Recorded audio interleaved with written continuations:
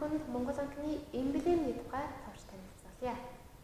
Монгол банкны эмблем нь ариун тансаг Батбэхийн илэрхийлэл болсон багам лянхай цэцгийн банкаа сүлжээ суурин дээр байрлуулсан мөнгөн тэмдэгт буюу төгрөг дугуй зоосны дүрс юм а. Энэ нь авт эрдэнэс мөнгөн тэмдэгтийн нөөц сан дээр үндэслэн үйл ажиллагаа явуулдаг Монгол улсын төв банк гэсэн санааг илэрхийлнэ.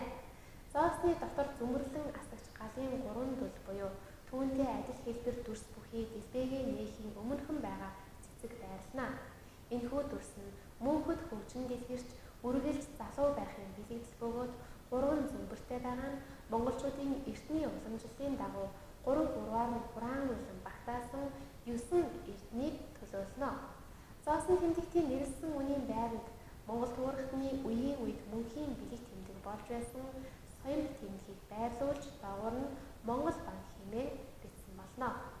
Монгол банкны эмблем нь мөнхөд Батбэх оршин тогтнож үргэлжид хөгжин цэцэглэж ариусан залуужж өссөн аривчхын 9 хүсэл биелж байхын билэгдэл юм а.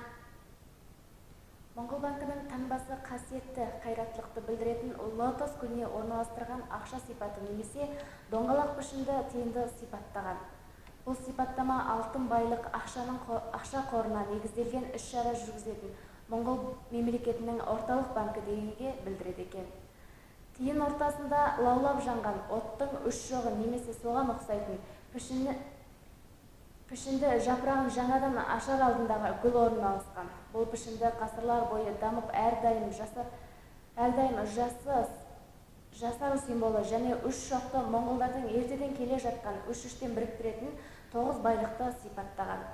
Тиынның атауының орнына моңғол азаматтарының мәңгілік символы болған сойымбы таңбасын орналастырған.